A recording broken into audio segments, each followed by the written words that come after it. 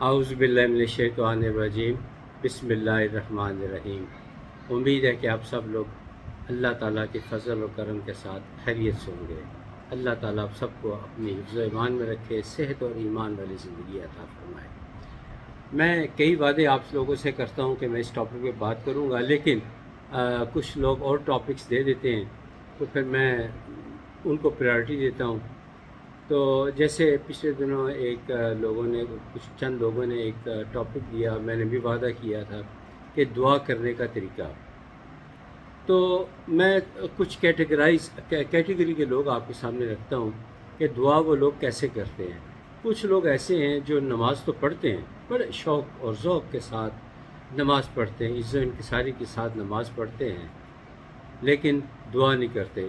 مثال کے طور پر صبح نماز فجر کے لیے اٹھے، نیند سے بیدار ہوئے، وضو کیا، 2 سنت پڑھی، 2 فرض جو ہے امام صاحب کے پیچھے پڑھے، سلام پھیرا اور اٹھے اور گھر کی طرف چل پڑے، دعا نہیں کرتے۔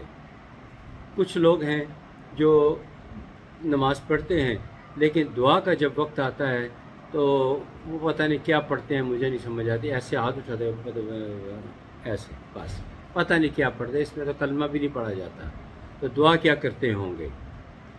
تو کچھ لوگ ہیں جو جس میں معذرت کے ساتھ امام صاحبان ہیں جن کو اردو میں یا پنجابی میں اردو کرنی نہیں آتی، وہ عربی میں رٹے رٹائے الفاظ جو ہیں وہ نماز کے بعد دعا کی صورت میں ادا کر دیتے ہیں، لیکن انہیں پتہ کچھ نہیں ہوتا وہ کیا اللہ سے مانگ رہے ہیں۔ کچھ لوگ ہیں وہ بحث کرتے ہیں کہ دعا کرنے کی ضرورت کیا ہے، کہ یہ جو نماز ہے یہ تو ہے ہی دعا، تو دعا کرنے کی کوئی ضرورت نہیں ہے۔ حالانکہ دعا مسنون ہے، یہ سنت ہے، یہ بلکہ میں تو کہوں گا واجب ہے، دعا کرنی چاہیے۔ حضرت ابراہیم علیہ السلام اور ان کے فرزند حضرت اسماعیل علیہ السلام نے جب خانہ کعبہ کی تعمیر کی تھی تو انہوں نے اللہ تعالیٰ سے یہ دعا کی تھی، یا اللہ ہمیں ہماری مزدوری دے، ہم نے تیرا گھر تعمیر کیا۔ تو اللہ تعالیٰ نے فرمایا کہ قیامت تک اس گھر کا طواف ہوتا رہے گا۔ تو یہ انہوں نے دعا مانگی۔ تو دعا مانگنا یہ مستحب ہے، یہ ہمیں لازمی پر دعا مانگنی چاہیے۔ میں آپ کو ایک واقعہ سناتا ہوں کہ میں دعا میں کہتا ہوں کہ بعض لوگ نا دعا اس طرح کرتے ہیں جیسے نعوذ باللہ اللہ کو حکم دے رہے ہیں، نعوذ باللہ، اور انتہائی بے یقینی کے ساتھ دعا کرتے ہیں۔ انہیں پتہ نہیں، انہیں یقین ہی نہیں ہوتا کہ دعا قبول ہوگی کہ نہیں ہوگی۔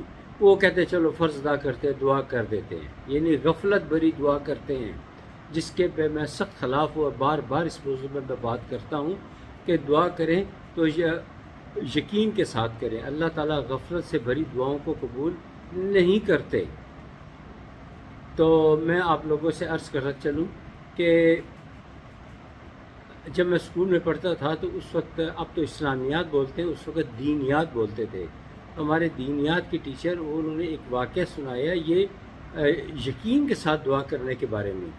انہوں نے بتایا کہ ایک بزرگ آدمی جو کہ انتہائی نیک، پارسا، 5 وقت کے نمازی، تہجد گزار، ہر نیک کام کرتے، اور اس زمانے میں حج عمرہ کافی مشکل تھا، تو کہتے ہیں عمرہ بھی انہوں نے کیا ہوا ہے، اور انہوں نے کوئی نیکی کا کام نہیں چھوڑتے، چیریٹی کرتے ہیں، کھانے کے ساتھ کھانا کھاتے وقت کسی کو اپنے ساتھ ملاتے ہیں۔ ہر آدمی گلی محلے میں، جہاں ہمارے دینیات کے ٹیچر رہتے ہیں، کہتے ہیں ہمارے گلی محلے میں ہر بندہ ان سے عزت کرواتا ہے، اور وہ فی سبیل اللہ لوگوں کے نکاح پڑھاتے ہیں، فی سبیل اللہ وہ نماز پڑھاتے ہیں۔ تو کہتے ہیں ایک دن وہ تنہائی میں بیٹھے رو رہے تھے، نماز کے پڑھانے کے بعد تنہائی میں بیٹھے رو رہے تھے۔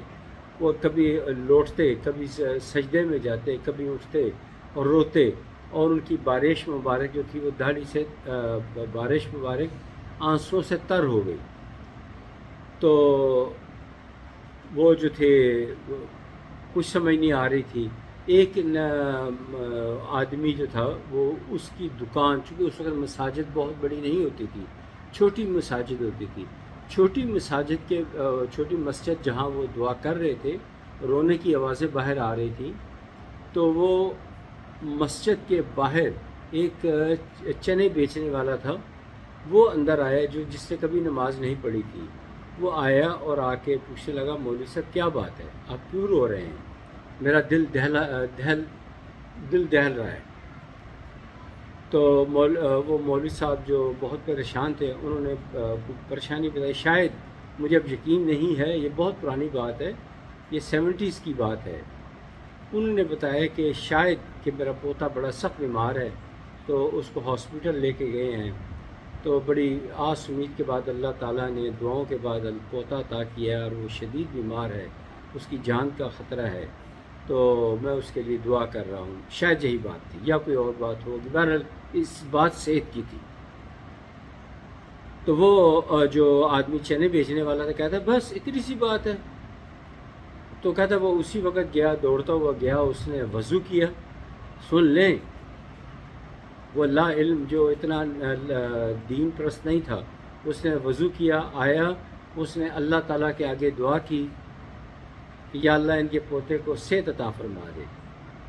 اور تھوڑی دیر کے بعد ان کے اہل خانہ، یعنی مولوی صاحب جو امام صاحب تھے، ان کے اہل خانہ خوشی سے آئے کہ بیٹے کو، ان کے پوتے کو ہوش آ گیا ہے، اب وہ ماشاءاللہ بہتر ہے، خطرے سے باہر ہے، بہت جلد اس کو ہم گھر لے آئیں گے۔ تو اس موقع پر وہ امام صاحب نے اس چنے بیچنے والے سے پوچھا کہ تم نے کیا پڑھا تھا، مجھے بھی وہ عمل بتاؤ کہ کیا عمل تم نے کیا، کیا الفاظ ادا کیے کہ اللہ تعالیٰ کو پسند آئے، اور میرا اتنا رونا، بلبلانا اور کثرت سے دعا کرنا اللہ کو پسند نہیں آیا۔ تو انہوں نے بتایا، کہتے کچھ بھی نہیں، میں نے وضو کیا اور یقین کے ساتھ، یقین جس کے بارے میں آپ کو میں بار بار کہتا ہوں کہ یقین کے ساتھ دعا کریں۔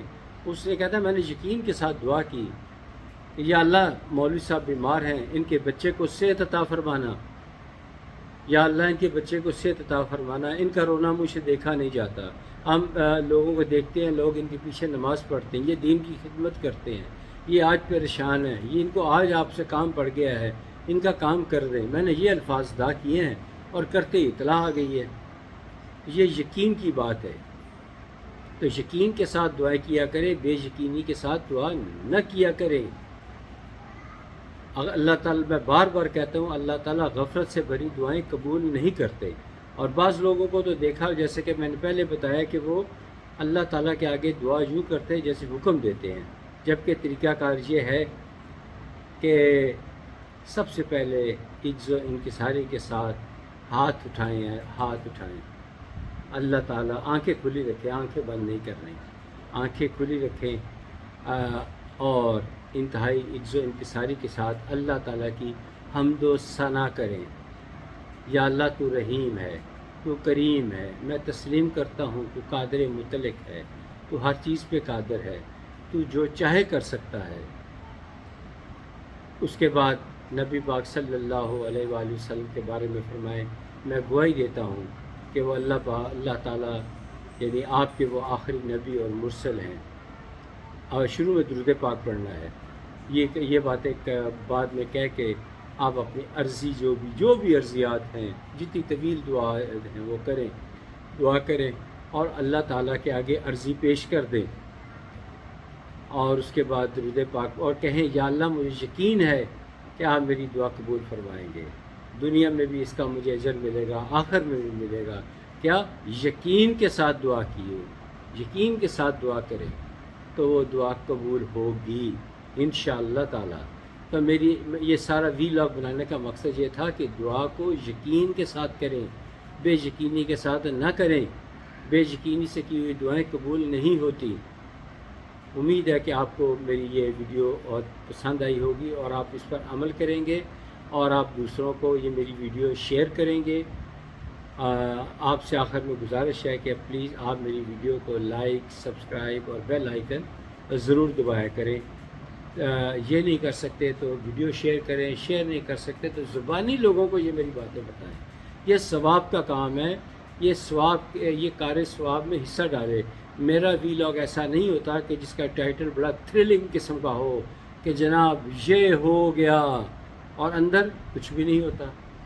میرا جو میں نے لکھا ہوتا ہے ٹائٹل میں، ڈسکرپشن میں لکھا ہوتا ہے، وہی اندر موجود ہوتا ہے۔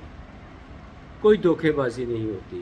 تو خدارا یہ جو میں اپنے آپ کو سچا ایماندار مسلمان نہیں کہتا، یہ اللہ کی ذات بہتر جانتی ہے، لیکن کم از کم میں کسی کو دھوکہ نہیں دیتا، میں ٹیز نہیں کرتا، کسی کو کیا کہتے ہیں چیٹ نہیں کرتا، جو ہے وہ میں بیان کر دیتا ہوں۔